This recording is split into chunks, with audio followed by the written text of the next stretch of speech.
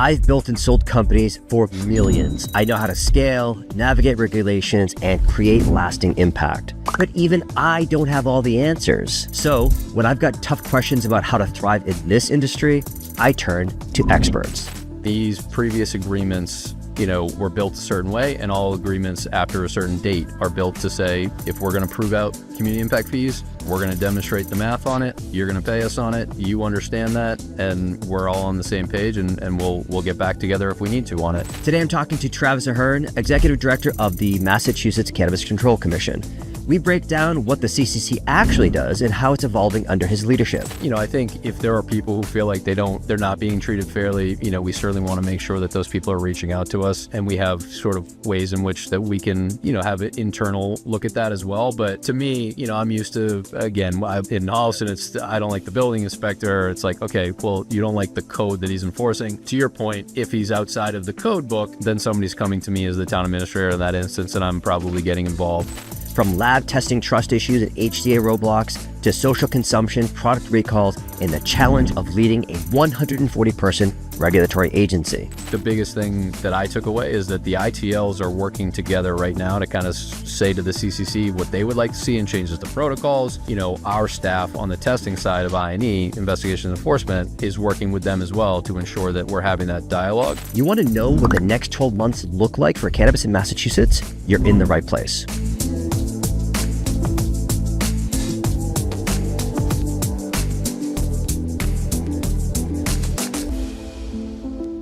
My name is Travis Ahern. I am the Executive Director of the Cannabis Control Commission for the last month, started March 3rd, 2024.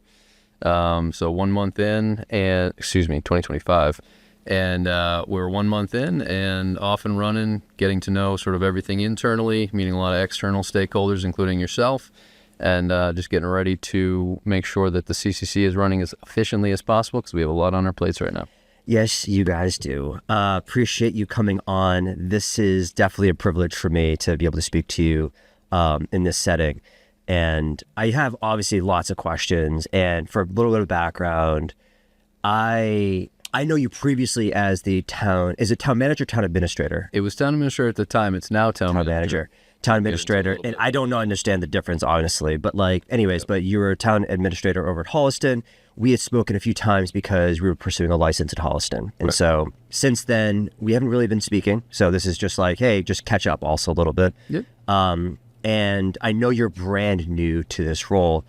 Now, one of my first questions is going to be, what kind of person does it take to be able to step up and do something like this? It's so public facing.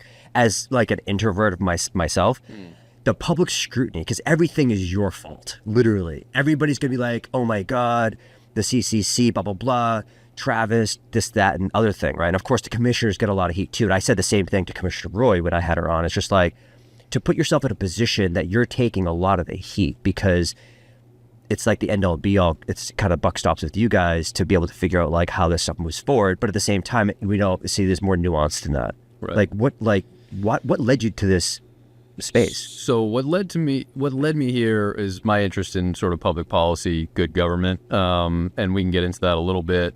My background, I've had state and local government experience. To your question on kind of how do you approach that, right? It's a very large, sort of ongoing process of rolling in legalized cannabis in Massachusetts since it was approved at the ballot. So, I think my approach really is to just make sure internally we're moving as efficiently as possible. So you mentioned Holliston, for example, the difference between town administrator, town manager.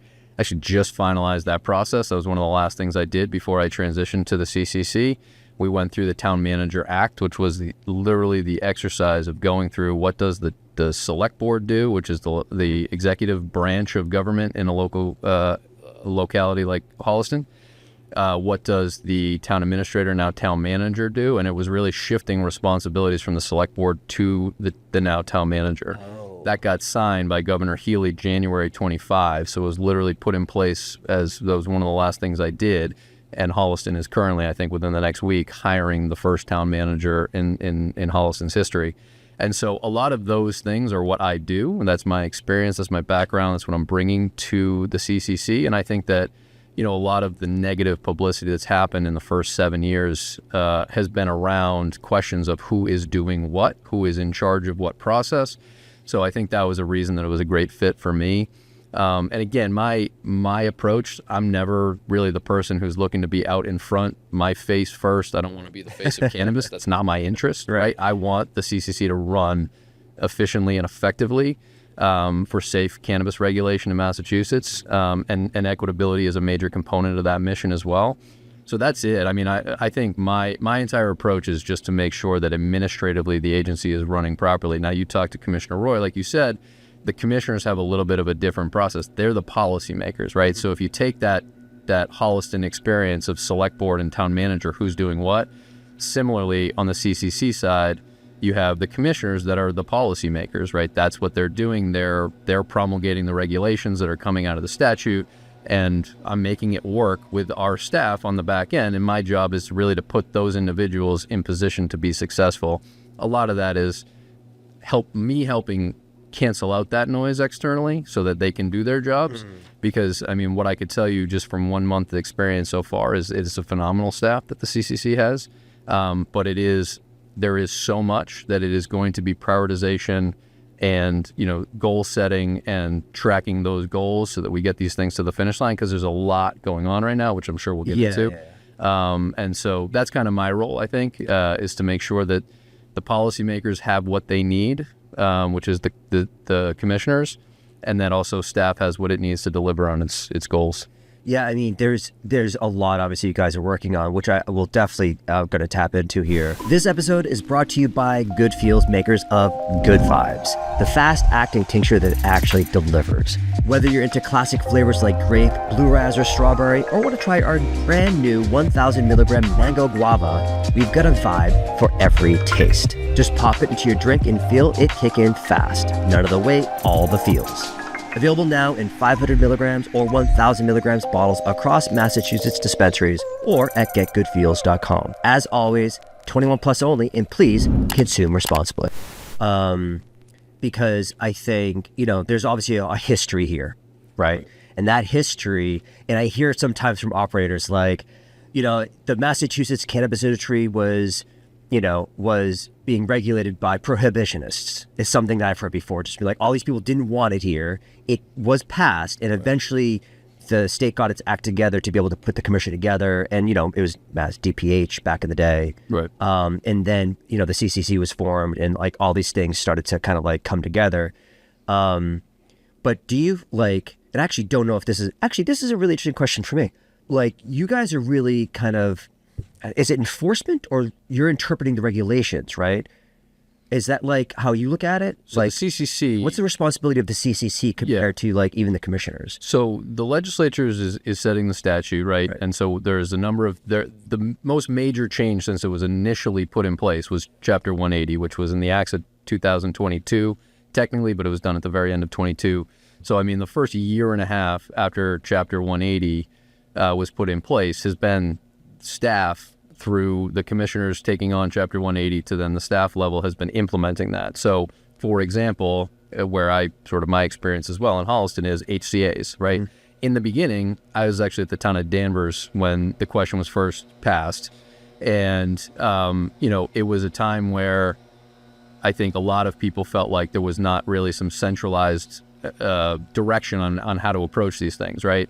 And so what I always wanted, as I was at the time, I was the CFO for the town of Danvers, and I'm looking at these HCAs saying, right, where are the guidelines that we're operating within, right? And we have all of these offers coming in from the businesses, and the town side, I have elected officials, that are playing a role, and there was nobody there to sort of make sure that everybody was painting within the same lines. And so what Chapter 180 now allows is to say the CCC is calling balls and strikes on HCAs. Right. And so that whole process, because it did not exist in the original statute, now needed to be put in place. And so now our licensing team within the CCC, which is under INE, which is Investigations and Enforcement, now they are reviewing all HCAs. And I had the experience in Holliston, so I'll just give you that briefly is, we had all of our HCAs that were prior to Chapter 180. We had the CCC essentially come back to us and say, these are the ones that are outside of the compliance now under Chapter 180. Please update these and get them back to us. We have outside town council in Holliston that looked at them. We worked with all of the businesses. KP Law. We don't use KP Law in Holliston. Oh, really? I didn't know that. No, they're called MTC, which is, again, I mean, there's probably 5 firms that represent like all of them, 351. Yeah. Although some of the cities and towns have solicitors who work for them, directly, but most outsource. And so we had MTC, and so we go to, and we have great relationships, or I felt like we had great relationships with all the businesses in Holliston. We said, we got to update these. Here's the HCA. Here's how we're interpreting Chapter 180. This is council for the most part, but I'm the intermediary. Yeah. And, let's update these and we'll get them back in. So we update them, we get them back in. The CCC came back on a couple, this is while I'm still in Holliston, to say, these 2 things that you have in here are outside of the template. Can you correct those and get them back? And we had a conversation to say, do we want to fight the CCC on this? Because we weren't told that we had to be with the template. We were told that we had to live within this Chapter 180 framework. Right. And so we looked at it and we said, look, there's nothing to us that's, we're not fighting with our businesses over community impact fees. We're not sort of having all these discussions. If it's easiest to just follow the template, that's fine. So we update them, we get them back into the CCC under the template, and now they're all in good standing. Because that's what my biggest concern was, that we have all of our businesses in good standing. Functioning businesses, right? Right. So I think that was I think a lot of town administrators, definitely a couple that I've spoken to, felt that HCA process has just been a rug pull, because it was like, hey, we were promised we could charge up to 3% as a fee. Of course, if they're a dispensary, they can obviously charge a 3% tax on top of that. Right. But the impact fee, and so when you're working with a town, especially some towns don't take that kind of, I guess, that forward-thinking approach of being like, well, and they'll just stall, right? And so now you guys have these towns who are just kicking the can, or the license holder are kicking the can, right? Because now it's like, hey, I need an extension because my town won't talk to me about it. Right. Like they're ghosting me almost. Right. So we have the extension issue right now. And so I think, just to your question, right, the way that Chapter 180 was the change at the legislative level, the commissioners get in there, we look at the regulations, what needs to be updated based on that change at the legislative level. And then we have the staff level of, we're implementing this, we are doing this, we have to have our licensing team actually reviewing these HCAs, providing feedback to the communities and the businesses to say, this is outside of compliance. To your point on sort of next steps with that, I think there's a lot of people that were hoping that change in Chapter 180 would just say, all right, now we're done having any HCA disputes. But the reality is we have that, right? I think I've heard you talk on previous podcasts with both people on both sides of the equation there. And the answer is, we certainly had businesses that would come to the select boards and say, this is going to be great. You're going to get 3% of all this revenue, right? And then sure, because they want to get licensed, right? Right. And so it's like they're pitching it, they're selling it. And I understand why a select board member might say, look, you lied to me. And at the same point, as I look at Holliston as an example of the whole paradigm has shifted. We need these businesses to be successful. The worst case scenario is to have these businesses struggle so mightily that you are now having vacancies in our industrial parks. We have 6 operating, I think 7 HCAs overall. One was transferred from you to a company called Dorigo. And so, we need those businesses to be successful. We're no longer in the beginning of this phase here. We need to focus on making sure that we're all looking forward. And so we didn't have that issue in Holliston, but I understand other communities have, where some businesses say, well, I paid you in the beginning of this process, so I'm going to sue you to get that money back. Right. You're looking back, right? That's not really what we're talking about with Chapter 180, which is looking ahead. And then we have a few communities that are out there, and I understand that as well. And I'm looking to work with kind of my former professional organization, the MMA, to say, there's not a real point here digging in your feet on community impact fees. Holliston, for example, did not have retail, so we didn't get the excise tax. And so those community impact fees were never built into our revenue model. So it wasn't like we lost anything. So you knew in advance, you were kind of just like, we shouldn't probably count on this money coming in potentially. Exactly. It was never sort of factored into forecasting, revenue forecasting. So it was always sort of a conversation of these previous agreements, were built a certain way, and all agreements after a certain date are built to say, if we're going to prove out community impact fees, we're going to demonstrate the math on it. You're going to pay us on it. You understand that, and we're all on the same page, and we'll get back together if we need to on it. And so we never really had an issue with that. I think a couple of the communities, I understand why they felt like they were pitched something else, but certainly the communities that have recreational retail are still getting that excise or still have the ability to do that. And so, it does come down to, as I looked at it as the town administrator of Holliston at the time, was I have 0 vacancy rates in my industrial parks, and the square footage costs of our industrial parks has gone up, right? This is a good thing. And that's my focus. And so I'm hoping that we get to that sort of globally. But I also understand that there's always a history. And so, it's going to take a little bit of time, but we are looking to turn the page. Yeah. And I think that's so moving forward, basically, making progress on these things. And I did ask a few people, one of the basically the I'm a member of the MCC, Massachusetts Cannabis Coalition, under the executive director, Ryan Dominguez. And he'll be coming on the pod actually next week. Oh, nice. And we're going to talk about all the different policy, legislature stuff that's happening, kind of coming up. And I think the 9th, April 9th or something like that. Yeah, actually, that's something that if you want to go yeah, exactly. I probably want to have your opinion on some of these things because it's one of the questions the MCC asked back was, definitely questions, a lot of questions around lab testing and stuff like that, which we're going to get to. But it was also kind of like, is the role of the CCC to, I guess, promote not promote the industry, but to basically make the industry efficient as businesses, or basically being more of that enforcement side? And I'm not trying to do good cop, bad cop or anything like that. It's more of just like, are we trying to create an industry that is going to thrive in this market?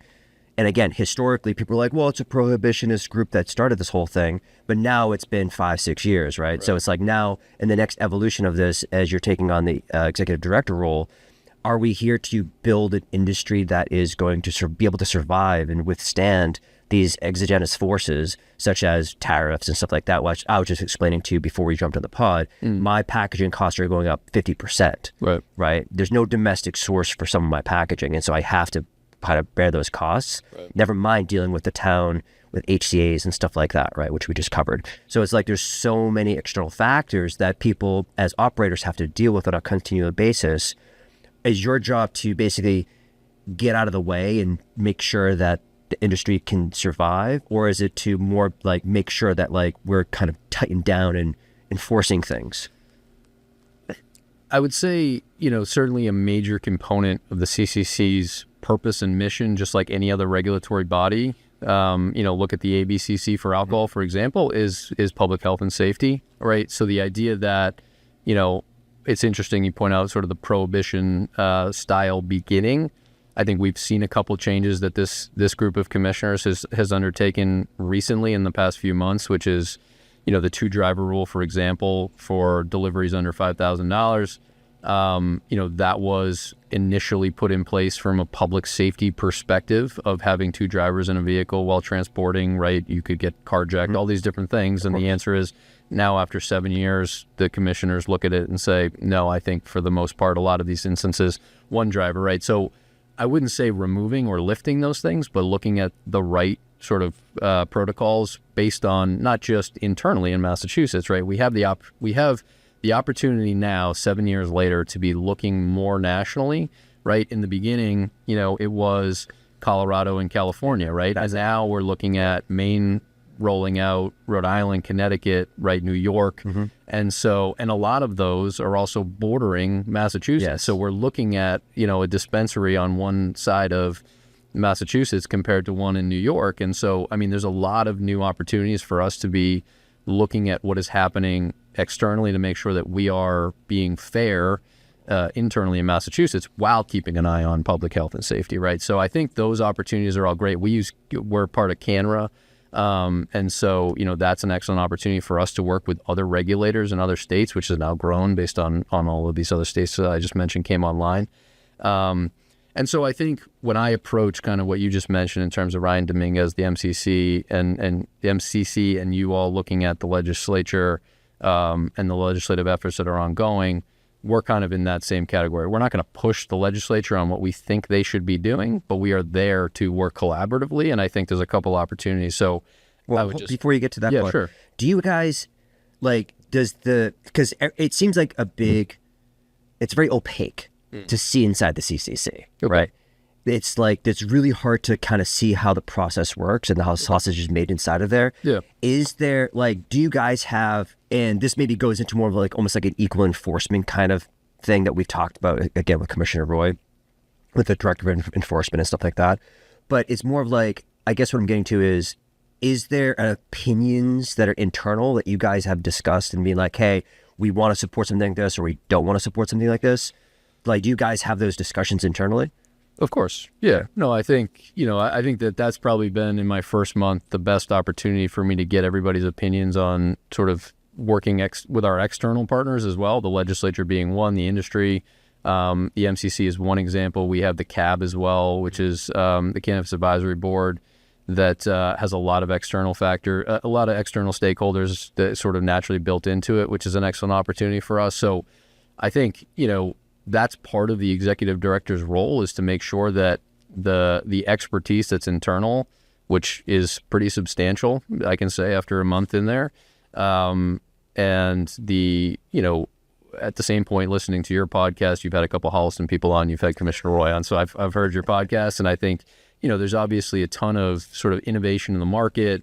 There's all these types of things that we need to be getting also and working with external stakeholders on. So part of my role is to make sure that those ideas about the future and where we're going are, shepherded, right? And so that's been a big part of it. I think to the idea of the black box, you gave me a sense that you wanted to talk about how we sort of operate.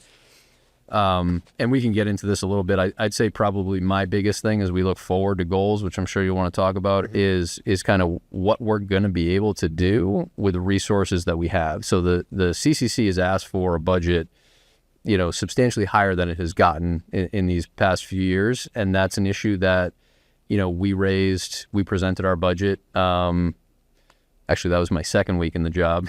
We went up to Gloucester, presented our budget to Joint Ways Means. And, a lot of the things that we're pointing out are all of the things that the industry wants to see, right, which came up at the committee hearings last year, where there was a number of businesses saying, can you give the CCC what it needs to do these things that we're all saying we want? They're asking for more budget.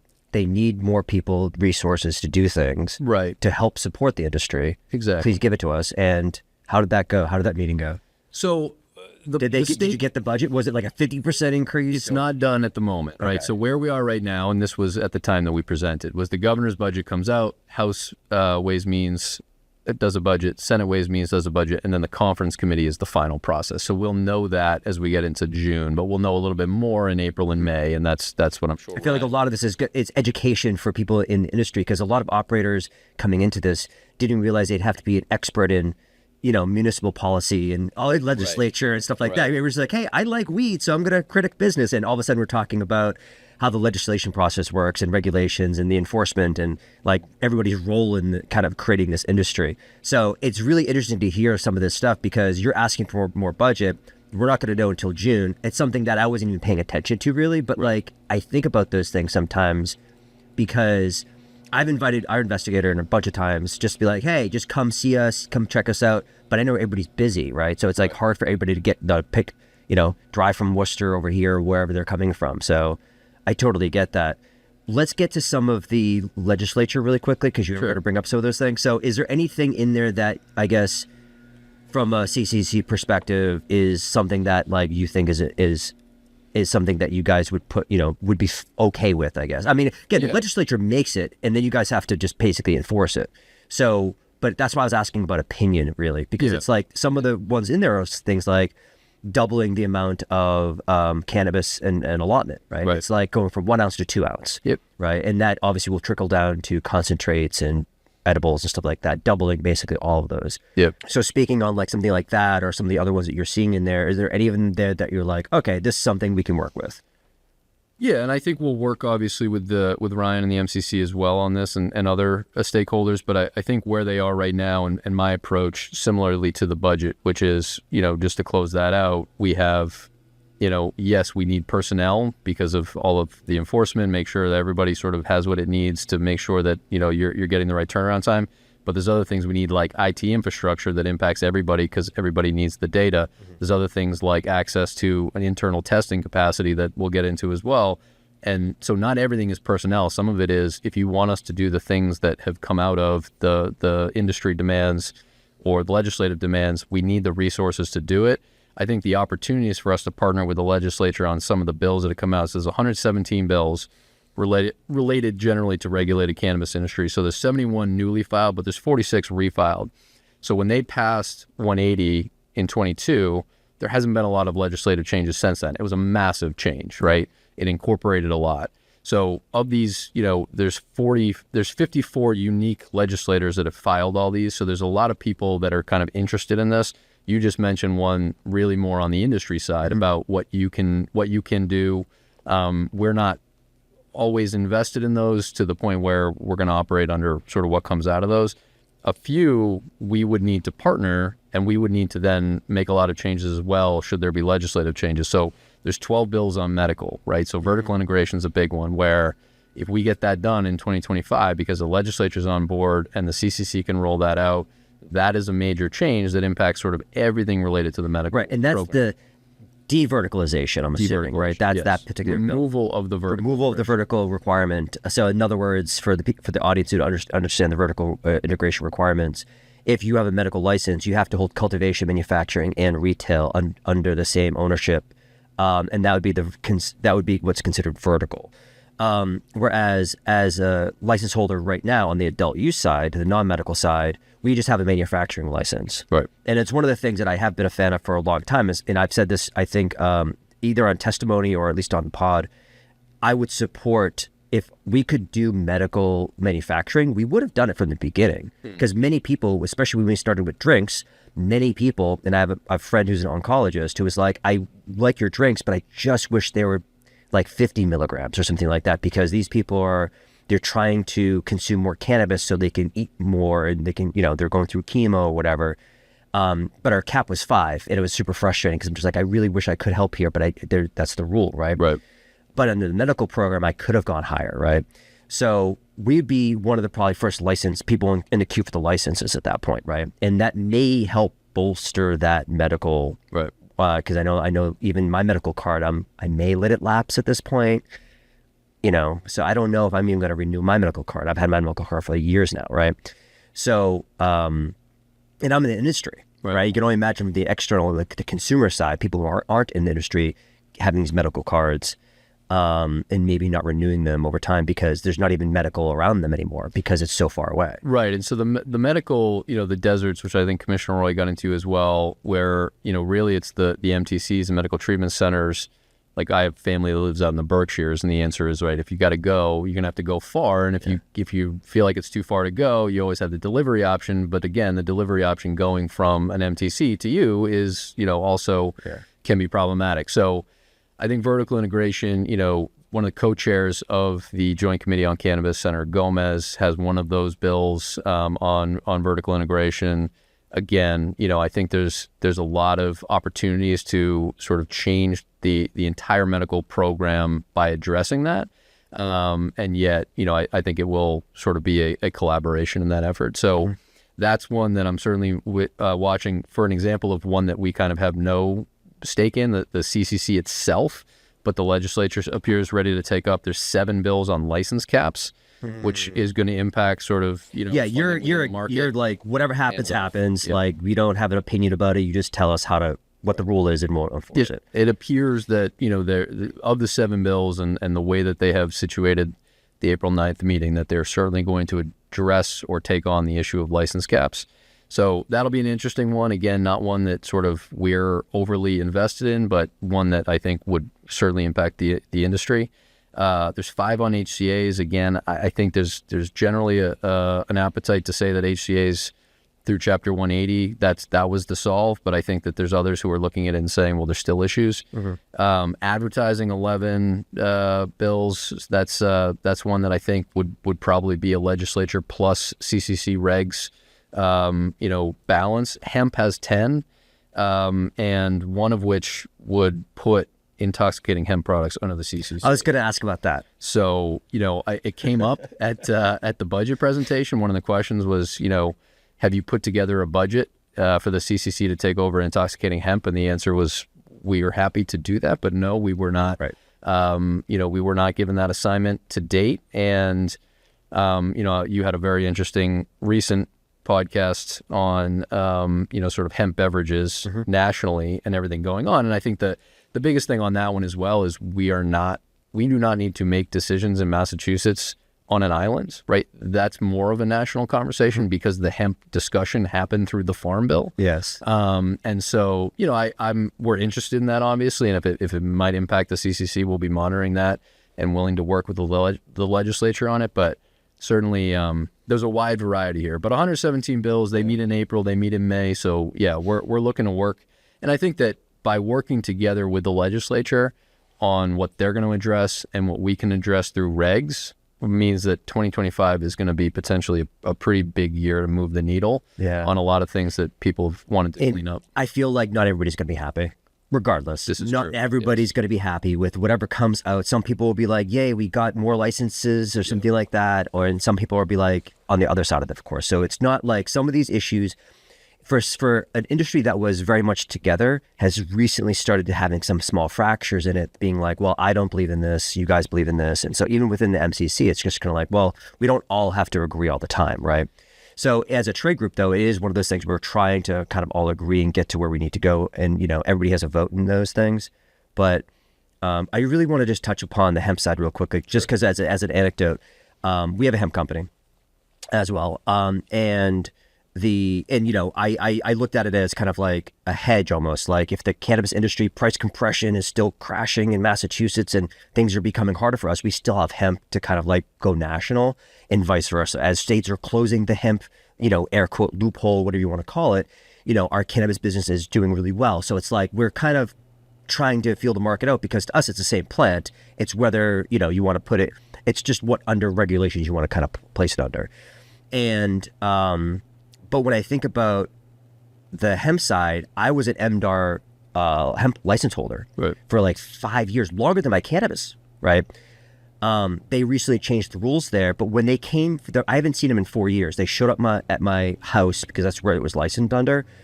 And it was like kind of a placeholder license, like, because I originally started doing food and drink in hemp, and then I found out through, going through the process that I couldn't even sell those products in Massachusetts. So I went full on to cannabis instead, because I've always been in drinks, beverages. That's kind of always been my thing for like 5 years now, longer actually. And I talked to the agent at MDAR, and I was like, hey, what would you think if the CCC took over this, the hemp program? And they were like, absolutely. We don't want to do it. We don't have the resources. We never in our wildest dreams thought we look at farmers and farms. We had no idea about like CBD isolate and all this other stuff, right? So of course, they're getting up to speed with these things. But as one anecdote, I remember that agent being very much just like, yeah, we'd love to take this off our plates because this is not something we want to even, this is not something we signed up for kind of thing. Right. So anyways, I no longer have that license anymore because they came with these new rules. And so I had to get like the fire department to come in and look at my house to see, because they were like, you're doing extraction here? I'm like, no, I'm not doing anything. And they were like, well, if you are, since you're a processor, you could do extraction. So we got to make sure you have like the safety protocols for fire and stuff like that. And I was like, I'm not doing anything though. Like, and they're like, well, I get that, but it's still the rules and you still have to go through this process. So they want all these checks and balances in place for from the fire department, police department, et cetera, for them to sign off on my home. It's like, I'm not going to put a C1D1 room next to my daughter's bedroom. You know what I mean? Like, I'm not going to explode. I'm not going to do some, but people do crazy things without a doubt. People think about butane, BHO and stuff like that. And they're blasting, their weed with butane, and all of a sudden there's just boom, just giant explosion, right? So I get it. It's totally not safe to do stuff like that, but I just thought that was funny. They were just like, yep, CCC can totally have that one.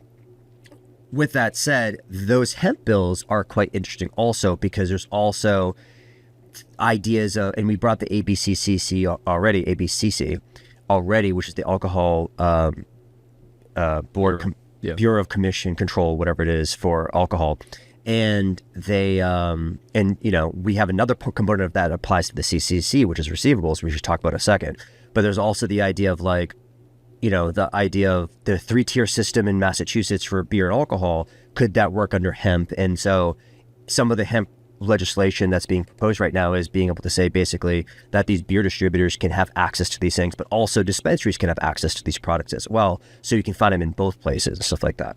So I'm super curious like how all that's going to kind of like live and how we're going to move forward from that one. But just as a side tangent about hemp, that like I'm a little bit sore still because they didn't renew my license. Gotcha. Yeah, and I look forward to, one of the things, again, it's just kind of the amount of external stakeholders I have to work with and still kind of coming up to speed with. MDAR is a major one, obviously, for us, right? So, whether it moves under the CCC or it continues to be MDAR, I think the changes are coming. And again, it's not Massachusetts. It seems like we have states throughout the country that are looking at hemp right now. So I think we'll be talking about it at CANRA on our end, which is the regulators. I don't know if it came up at the NECAN recently, but I think the sort of national discussion around it will be a part of as well, and these bills appear to recognize that. Good Vibes is more than a product, it's your cannabis toolkit. Drop it into your drink, mix it into tea, kick up your mocktail, or just pop it in straight. You can even bake or cook with it. Our unflavored option is perfect for brownies or any recipe where you want control and precision.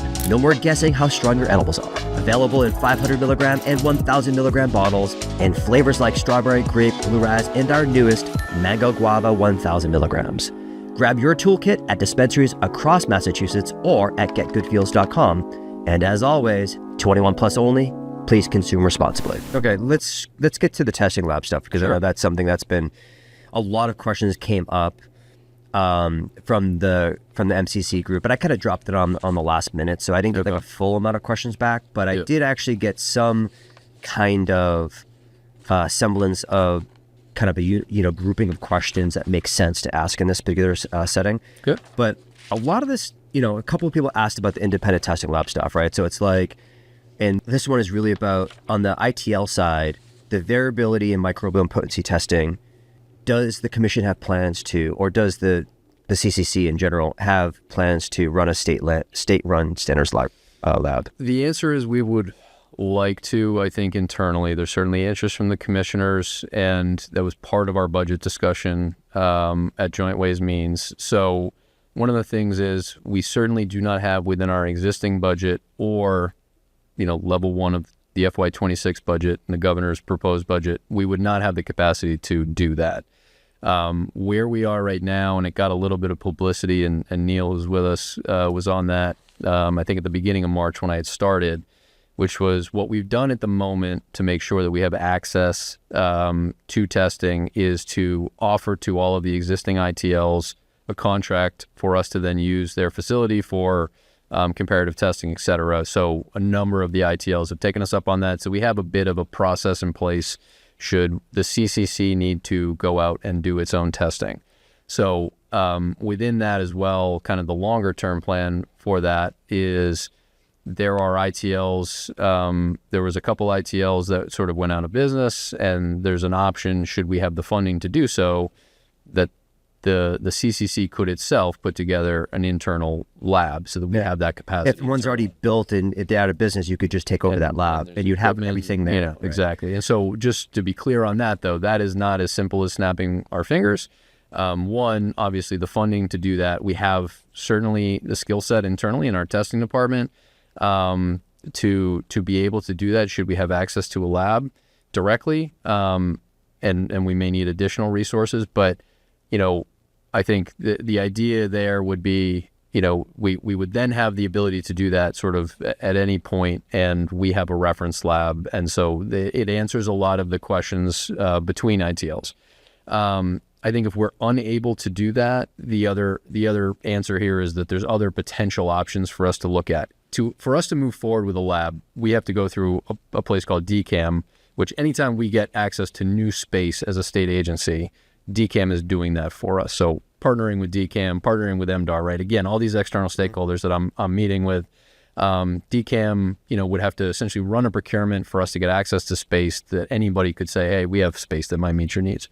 So that would is it an RFP process or anything? Or it's basically kind of like that, similar, yeah. But DCAM has to run it for us. We right. Don't run you don't procurement on it. Yeah. Yes. But we would work with them to make sure the scope of work, all the things that we would need for that reference lab. So that process essentially could get going. But again, until we know the resources we have next year, I can't commit to sort of going Of course. down that path. Yeah. So that's one of the options in there. Again, having the ability to work with ITLs, and I think last time I checked, six had sort of already agreed, and so we have a variety, but we did offer it to all of the existing ITLs, that contract. So that kind of gives us one existing baseline, an option to have our own reference lab is something that we're certainly going to look at, but would need the resources to do. Well, those between the ITLs though, everybody has maybe slightly different SOPs and stuff like that, right? So it's just like, even if you have a standards lab, if there's different SOPs, it's like you might still, there's like different ways to get to the same end, Yep. And what about the ones, and I know Commissioner Roy actually came out and they used the word fraud, like lab testing fraud, right? Have those ITLs been identified? And if they have, like, is there any enforcement action that's going to occur with these? Yeah, I can't go into enforcement action specifically, obviously, but the answer is if fraud were found to be the case, then yes, enforcement will be taken. I think, the conversations that I've had are much more, good faith. Everybody wants to be doing the right thing, and nobody wants the impression that ITLs are not doing what they're there to do, right? I think we have some phenomenal people in that market.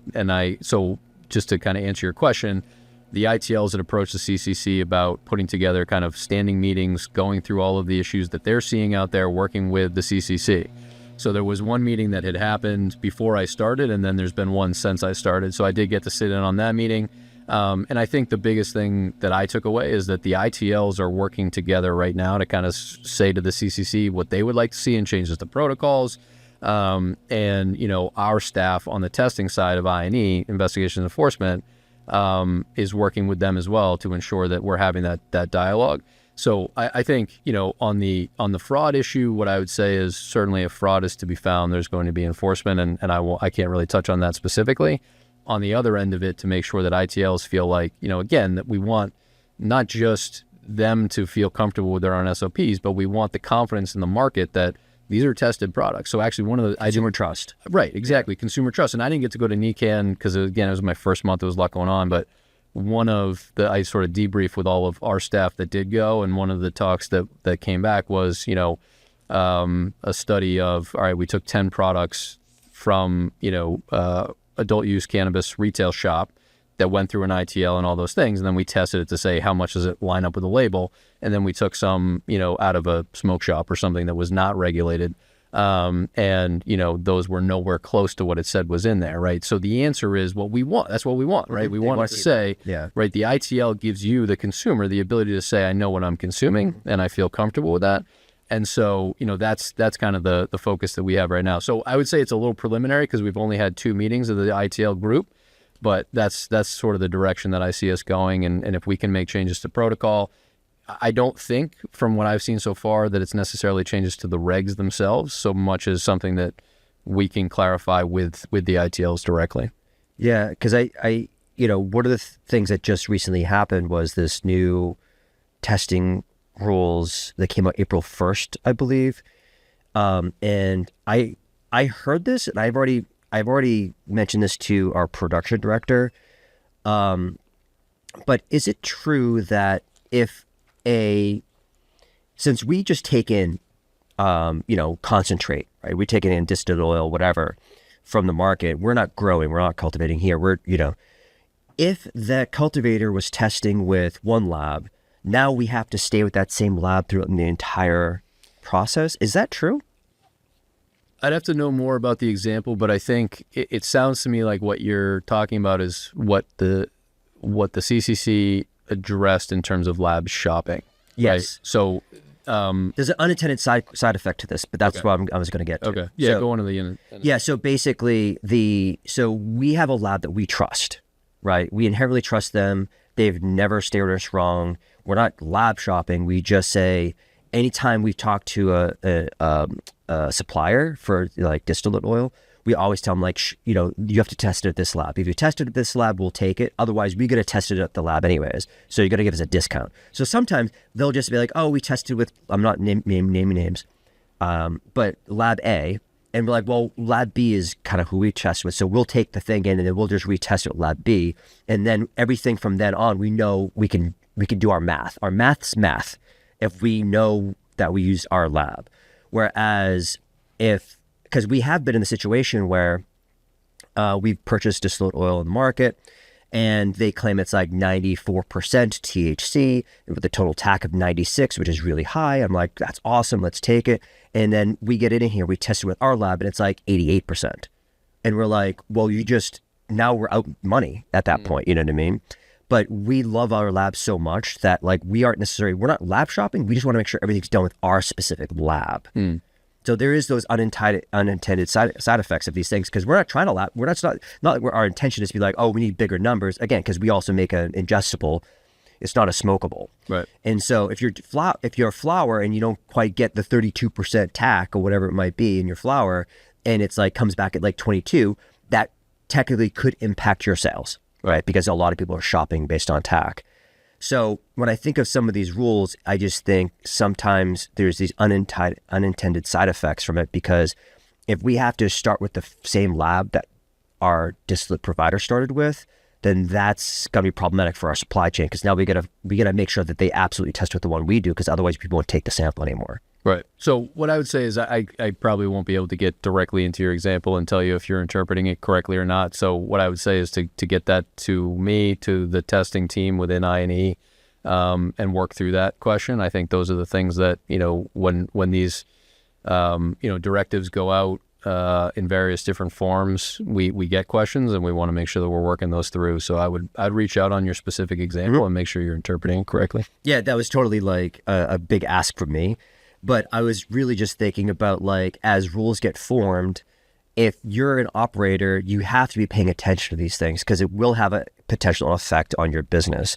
So it's really more of a reminder to all the operators out there to be like, hey, you should be paying attention. April 9th, when all this legislature is putting in place, you have to get familiar with some of these things, or join a trade group or whatever, but at least read these documents. And if you have a strong opinion, to show up April 9th and give testimony, whether it's written or oral, right? So you have to participate in this industry like that if you want to see that change that you want to happen, right? To make your business thrive. The lab testing is one of those things that I think really got blown up in the media. And because on both ends, it's like some people are like, well, we're testing too strictly on microbials because outdoor grows, they just happen to have microbials. And I actually know one example, which I recently brought up, where there's like a farm down the street. They were spraying pesticides or something like that.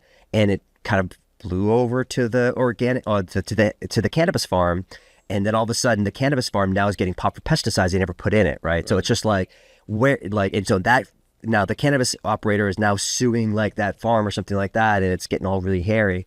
So there's a lot of things that the CCC is working through, obviously, but there's like, it's a new industry. It's still nascent. It's still very brand new, right? And we don't know, and all these things are coming up. Like, even when the original regulations were done, drinks weren't even a thing, right? So then you have to be more reactionary in that case. Like, okay, someone comes up with a drink, we got to start creating rules around this. Like, what does that actually mean? And then you have to update the regulations to be like, oh, edible or a drink, right? Or edible or a beverage or something like that. Yeah. I'll just give you an example too. Please. In my notes here, in terms of yeast and mold, which I know you and Commissioner Roy talked about, we also have Connecticut, which is, again, a market that came online after Massachusetts legalized. And so their threshold on yeast and mold is 10 times higher than ours, meaning that when we fail something for yeast and mold in Massachusetts, it could theoretically be on a shelf in Connecticut. So some of those things too, I think are, we need to be working with others, right? Research departments in all of those other states, as well as our research department. We need to be working with the ITLs. We need to be working with the industry. Some of those things, again, can be set or adjusted to make sense with what's going on more globally than just Massachusetts. So I think there's a lot. I mean, that's a different example than of course you're talking about, but there's a lot in the testing space. But I think that, to your point, I don't want people to get the sense that there are issues that we're working through with ITLs, but at the same point, when there's a news report that says something is being taken off the shelf, I think there was a legitimate case that came back to us to say, as the retailer got named in the story, to say, we sold a product that went through an ITL and came from a company that's reputable, and why are we named in it? Yeah, why is our name something? Right. Yeah. And so I think there's a lot of those types of things that, again, it's, when you have a recall of lettuce, right? Right. The way that you have to get it out to the public. I mean, again, we can be working through some of those things so that the process is seamless, but it's always going to be, there's going to be concern when those types of stories come out. Yeah, recalls are interesting because it is one of the situations where you bought it from this particular dispensary. Excuse me.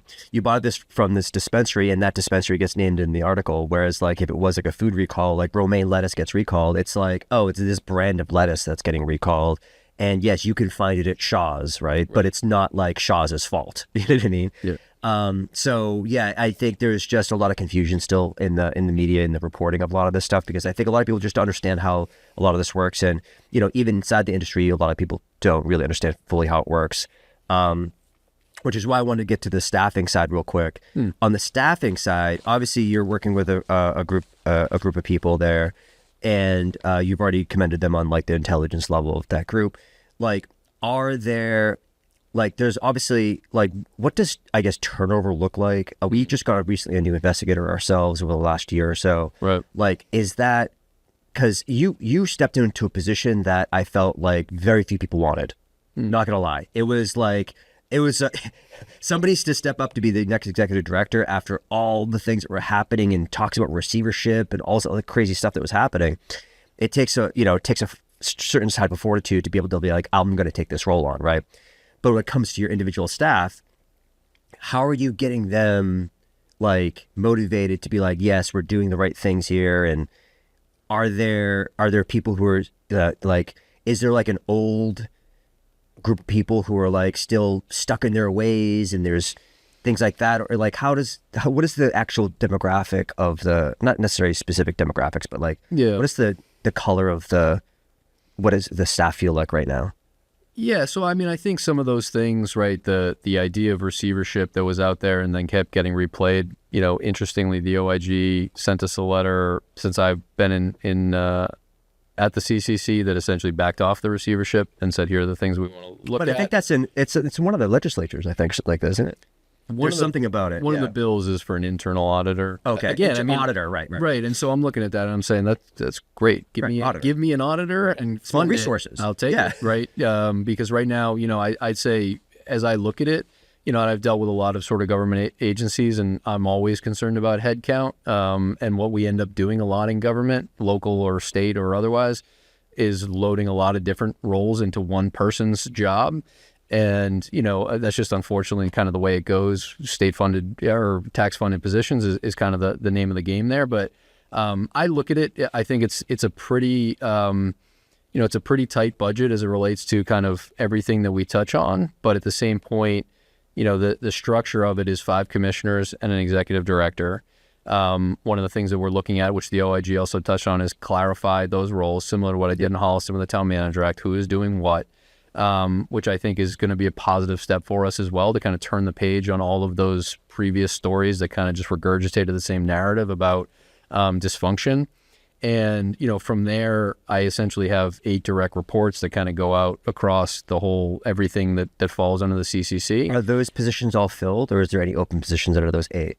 Of the 8, the current chief position that would be vacant is the chief communications officer. But as you see from Neil and others, right, we have, people filling phenomenal directors within kind of all of our communications efforts.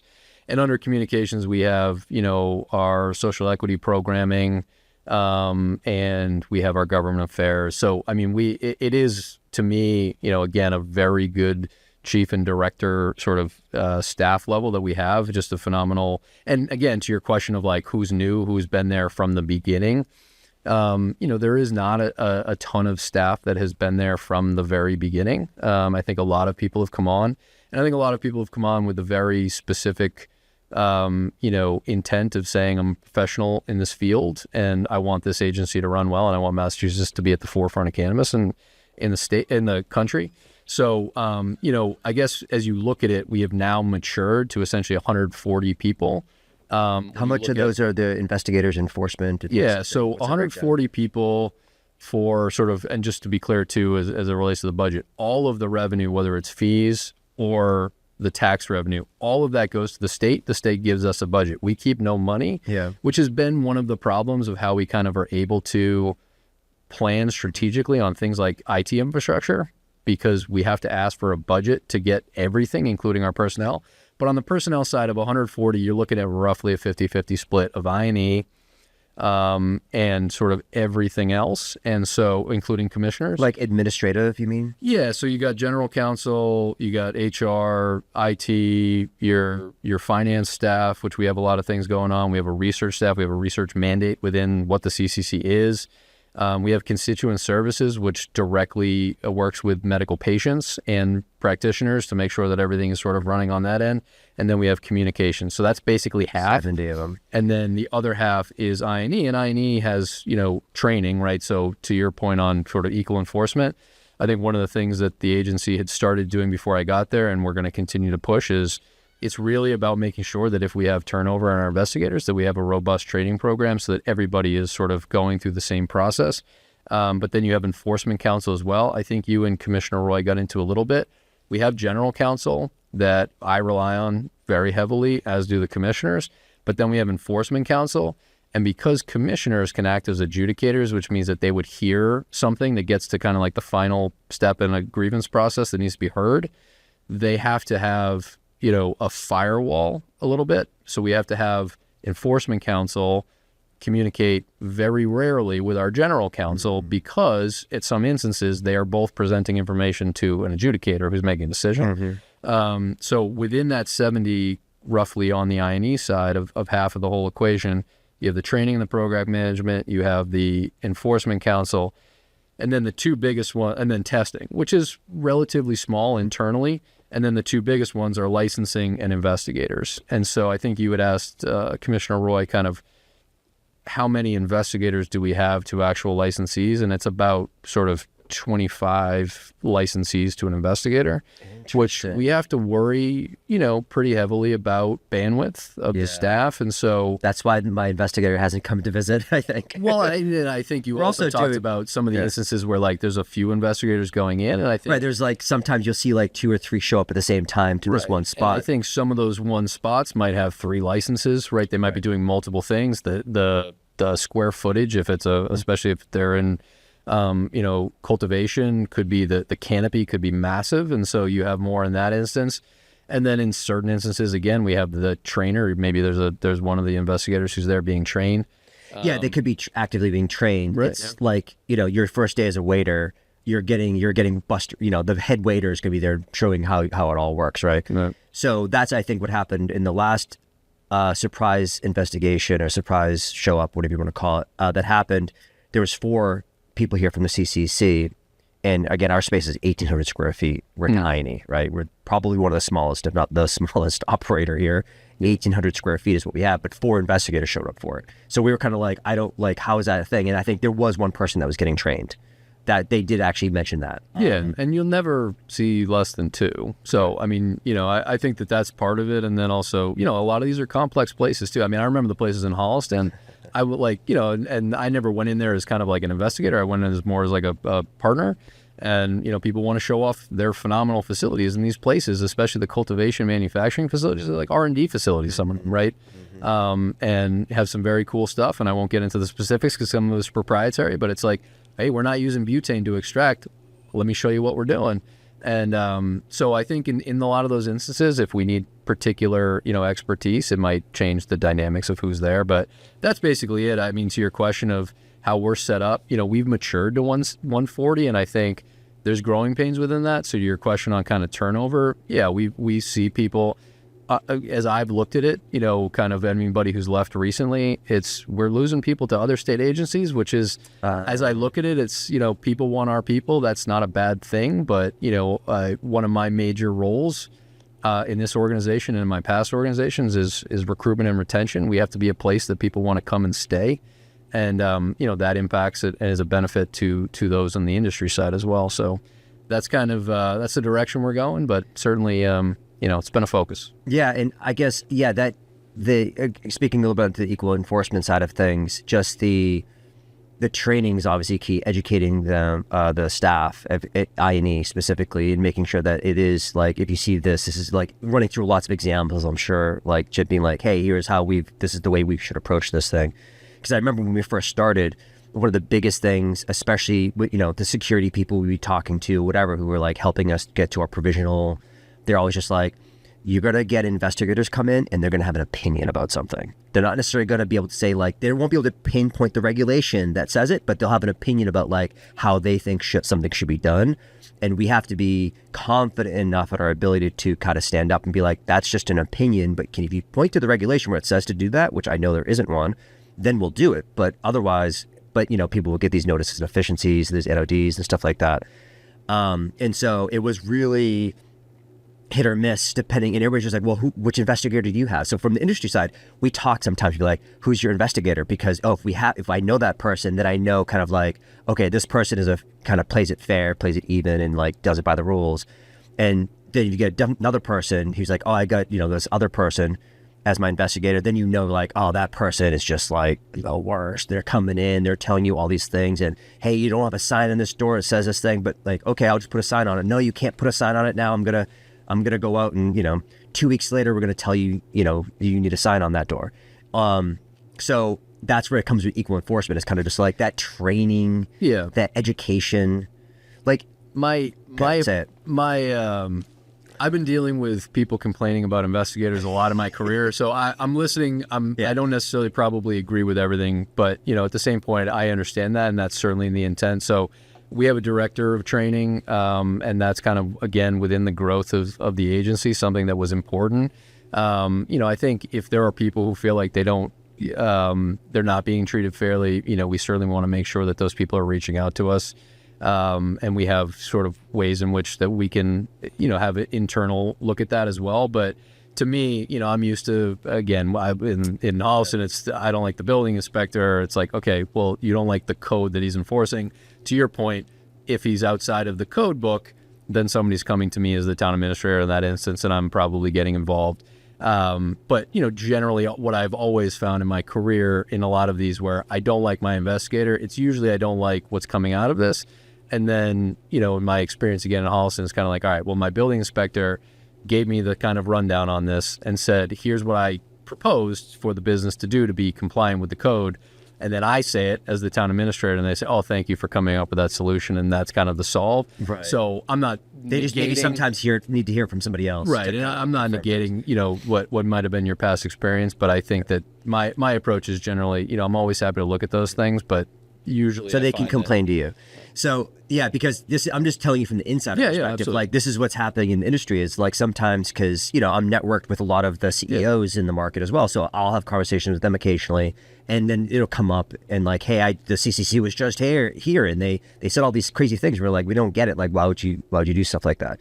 In our particular case, when we had those 4 investigators come through, they went through and they opened all the doors to all the places, and we're like, you don't like, this is not, it's not, we're facilities over here, like, where are you going? And they went into every single room possible. They were opening up like even our other neighbors' rooms and stuff like that, opening the door, see if there's anything unlocked and try to go through. We're like, wait, that's not even ours, like, what are you doing?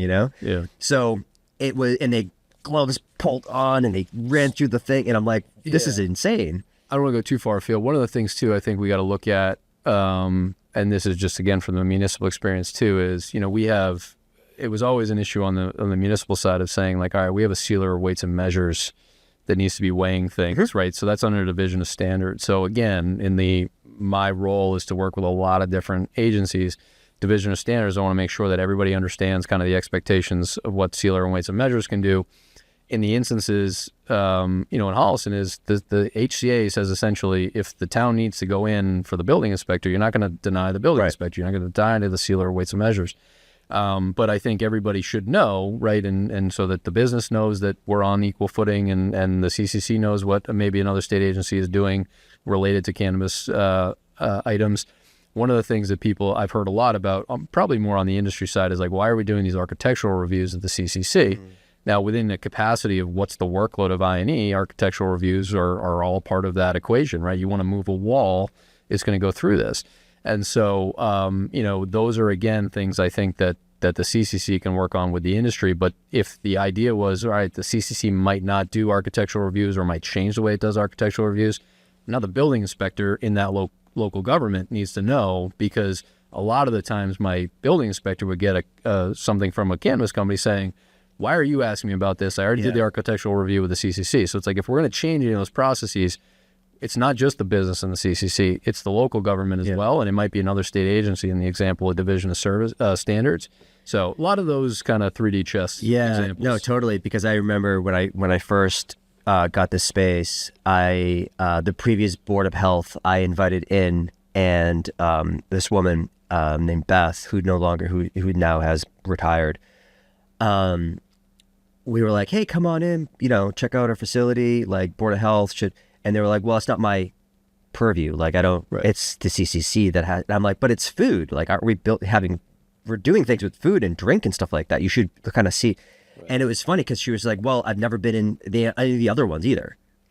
I've never even been invited, she said, to any of those. Right. And we're very open. We're very transparent. Like, come in and see what we're doing, But the Board of Health does have, under state statute, they would have like a smoke shop that might not be selling a cannabis product, but that would be under the Board of Health. So it is. It's a little, it's all over the place. And so 3D chess is really what it is, because you're operating in multiple dimensions here. And then you sometimes have these unintended side of consequences like that, where the Board of Health is just like, I'm not empowered to actually go in and check out the facilities that are operating in my own town.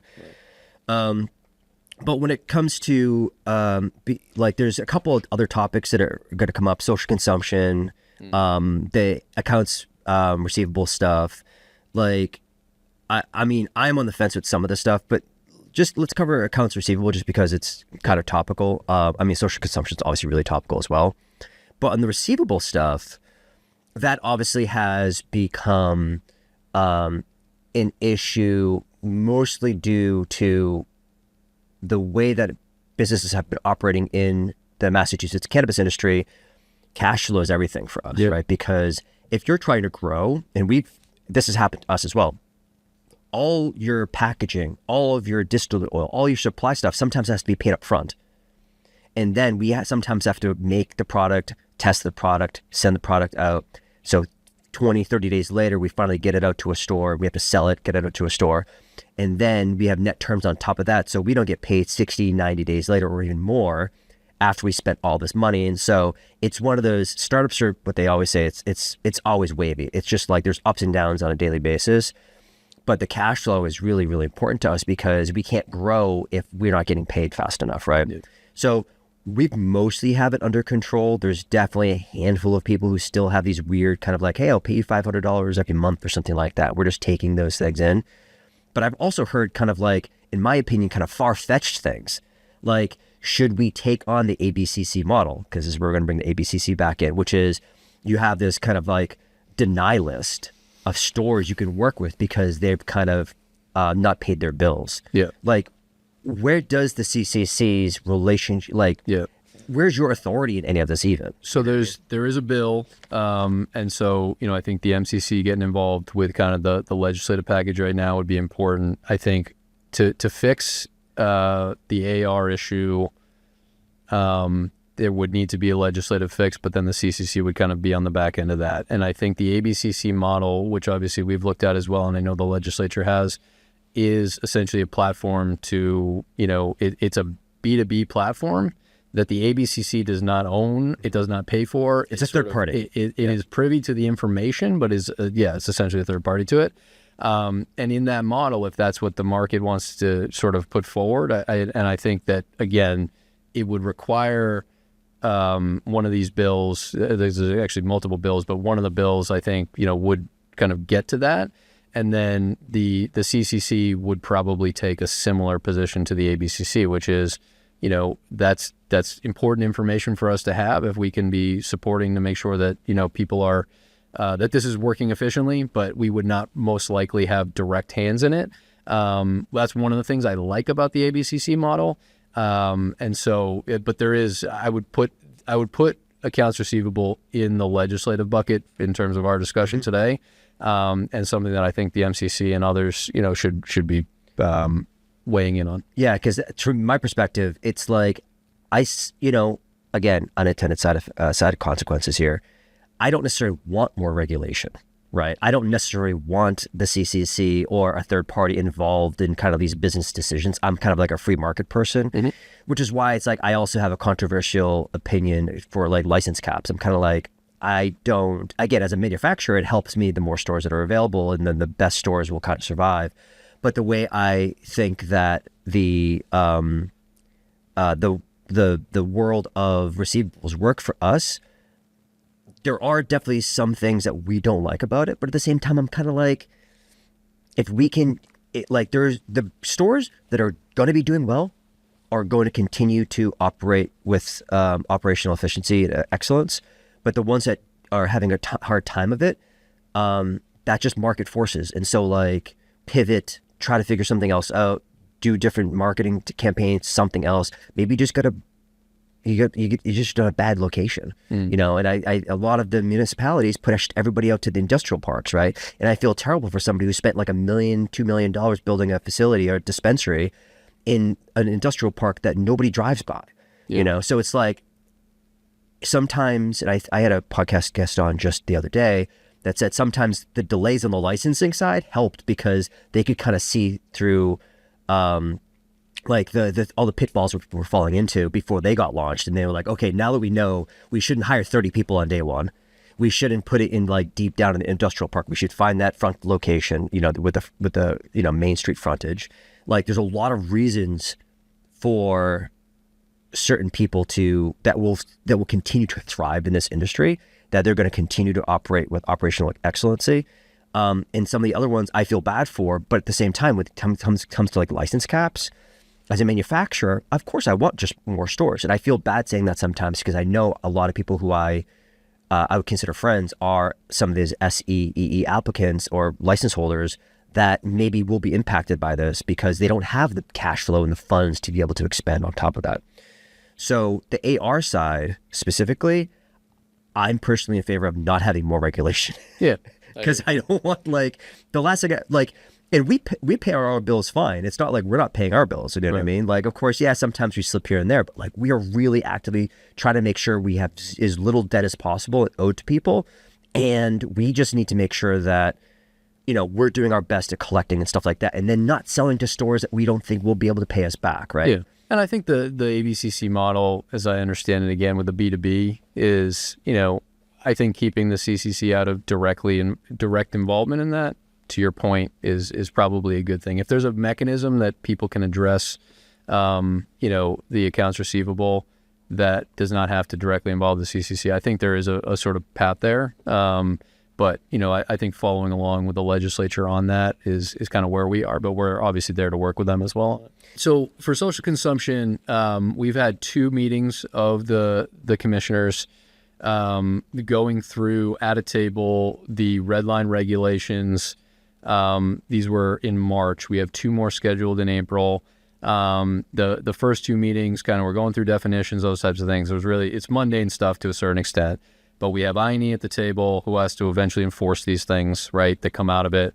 We have the legal team at the table, and we have government affairs whose role in the table is to kind of look at social consumption regs in other states so that we have a baseline of this is what others are doing, and we kind of know best practices.